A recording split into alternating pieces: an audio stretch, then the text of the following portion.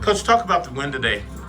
I thought it was huge. It was a pretty big statement win for us. I was, of course, nervous going into every district game. You never know what you're going to get, but once the goals started coming, it was just like the nail and like in the coffin for everybody else in district play. And we solidified ourselves as district champ with the win tonight. And it's a lot. It's a big statement win, I think, because we don't have such a great strength of schedule. But I think what we were able to put up on a team that was second place in district, I think really puts us in a good light. So. And Coach, they played you guys tough for about 25, 30 minutes in the first half, and then all of a sudden you scored two or three goals. Two back to back. And within 2 minutes of each other. Within a couple minutes, yeah. And then that third one before we went into half was huge. I knew they were going to be given everything they had because they knew if they won, I mean, they were sitting at a chance to win district play, and with us having to still finish up with Portales on Thursday next week. So after those first three goals, I knew that they were just going to be defeated because it's hard to come back from a 3-goal deficit, especially considering we were on their half of the field, I think, for the majority of this first half. So, Coach, 16-3. You surpassed last year's record already, and you still have a couple games left, right? Just one. Portales will finish us off. So you got a chance to be undefeated in the district. Oh, yeah. We'll be undefeated in district for sure. I'm not worried about there'll be a little bit of worry, but, I've also got to rest some players, too. Sure. Start looking for the playoffs, but even at the end of this game, we were playing a lot of our bench and still dominating the game. So, and talk about your goals. You got some goals from Abigail Jowers, number 22, got to score 2 goals. We got number Chloe 6. Aguilar, we got Maida Garcia, we had Abigail Jowers, we were just finding it from all over the place. Casey Neal, and that's been a lot of our success this year. Is we've gotten a lot of players getting goals. It's not one player we're relying on, which makes us a pretty opposing threat, like up top. Like you can't just find one girl to shut down. You're gonna have to shut down several girls, and then we've got a deep enough bench, and we can rotate some players around that we become imposing in and around the box. So. Coach, talk about number 15. Normally you play her on the right side or the opposite side, but today she was on this side. Any reason or just? No, she started hurting a little bit late in the first half, pulled her off, and then just wanted to get her a little bit more time, and she came on the left side. So it wasn't really anything tactical or anything. It was just getting some more experience from girls, giving them some more time out on the right side, so that way, if we run into a situation where we need to change things up, we know who can play out there for us. So. Coach, talk about the physicality of Lovington. They seem like they're always up. They were physical with the boys last Thursday, and then the girls came as physical, if not more. And I think it's the coaches. It is a cultural thing. That's what I was trying to tell my girls. Like, settle down. There's no reason for you guys to be getting physical. Like, just play the ball, be smart, move the ball, let them foul, and then that would have slowed the game down anyway. And then once we got the couple more goals later on, it shut everything down. Like, they stopped. The wind just came out of their sails. Their coach couldn't really do anything. You can't pick up girls that are losing 6-0. And right. There was still a little bit of physical, but I think after we got a yellow, I think that kind of settled things down a little bit. I thought there should have been another card shown back the other way, but we got another yellow late in the game, trying to get seniors some play, and just not a smart play. Gave up another yellow, but it is what it is. You have one more game. Is that at home? No, we're away. So talk about the last game here at home for your seniors. They've definitely been a great group this year, and they've been solid for us throughout the season and have been a big part of our success. And so it was a good opportunity to have such a big moment today. During our pink out game, we had a lot of great fans out. We had cheerleaders out. Yes. And I was trying to get them all on the field to end the game together, and they didn't want to do it. But it was just a great chance for all of them to get some good time in.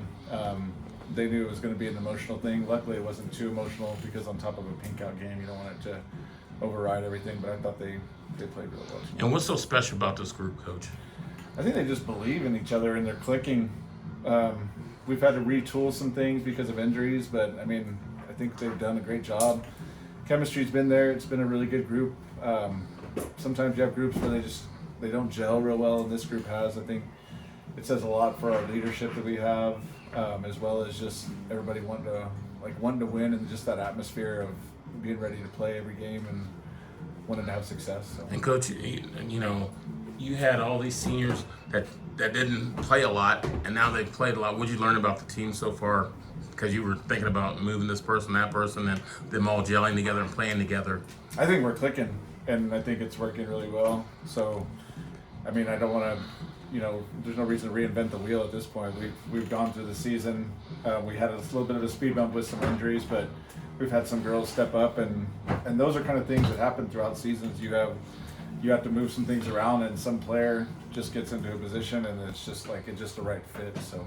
And then talk about being ranked number 5 in the district, or state, excuse me. You want to be ranked number 5 so you can get a home game. I want a home game. You don't want to buy, is that correct? Number 4, 5, you still get a home game, but then you're looking at probably the 5 coming in. So, and the 5 is going to have an opportunity to get their feet wet in playoffs. So you're sitting there waiting on a team that's coming in, and they've got the opportunity to okay, we got that playoff win. So there's a little bit more confidence there, as opposed to having to wait a full week, because after we play on Thursday, if we happen to get 4 seed and get a bye, we won't play again until Saturday, and that's a week and a half. Wow. So that's another reason why I don't like the bye. I'd rather play the game on Tuesday and play a team and get a chance to get some goals in, get confidence, and then if we have to travel to play, that's fine. I mean, I'd take it, because I think this group we travel real well. I mean, we're on a 10-game winning streak, something like that. So, okay. And a lot of those games have been away games. We've had a long stretch where we were battling some 5A teams and seeing some teams that we'd played several times. And I mean, they're battle tested, and I think I want them to have that opportunity to have a home game here, get that win, and then we can go anywhere. Does the winning streak, the pressure of that bother you? No, I'm not worried about win streaks. That's not a big deal for me. Sometimes you want the loss, to humble you a little bit, but I think this group just understands, we battled through games, we're winning close games, 2-1 games, we're winning in overtime games, we're playing real low goal scoring games, but we're not letting anybody score, sure, which is huge for us right now. So that's what we're going to take going into playoff games. So, how many district championships is this for you? And how many undefeated seasons in district have you had? I don't think we've ever been undefeated in district. We've had 5-1s, we've had 4-2s, but for us to go 6-0, I think that's the first for us. And I mean, still, knock on wood, we've got to get through one more, but it's the easiest of everybody out there in a competition. This puts us at 3 district championships in a row, so 3-peat. So we're super excited about that, and wow. Puts us at 4 in 5 years. And 4 is by max. That's all I've ever won. So this is your 4th one. This will be the 4th one. Yep. And that's all you've ever won. Yep. Okay. Wow. So that's so chances are you're going to probably be coach of the year, district coach of the year. What will that mean to you? It's at this point. I mean, the first one was awesome. Whenever I got the first coach of the year, I was finally I get some respect. Sure. At this point, it's just another thing. I mean, it's a good title to have, but I'm confident with where I have the program, and I don't need a plaque to tell sure. me that I'm a good coach. How many years have you been the head coach now, here, coach? This is year 18. Okay. And then, so 18 years, you've evolved this program. How's it evolved to where it is now, coach?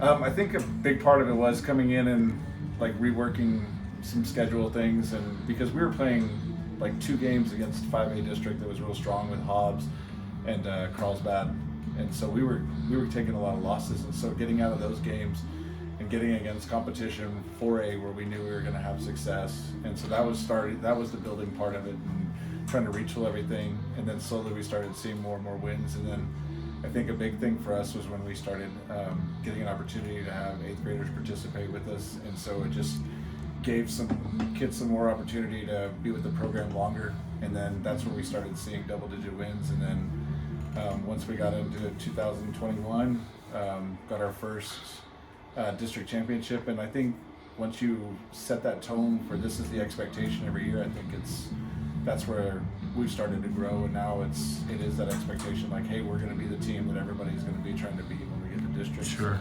And then finally, talk about Aubrey Edwards, your goalie. She hasn't done much work. That's the only work she really gets with is with her feet, which is unfortunate for her, because the only times that she's getting shots on is in one-on-one situations. She's not really getting easy saves, that are padding her stats. So I don't think her stats really say a lot to what, like, how good of an asset she is to us, being able to use her feet. And so she's a great goalkeeper, but she's going to get tested when we get into state. Sure. And one more. Any surprises from a player or any game this season or practice that has helped you guys gel? I don't think so. I don't think there's one like defining moment. I think they just continue to like. I think the biggest thing with girls is girls can be like fractions, like Right. little factions of kids, and I don't think this group really has that. I think they all just trust and believe in each other. And I mean, there may be small things, but I think for the most part, they all have a common goal and are working towards it together. So Cool. Thanks, Coach.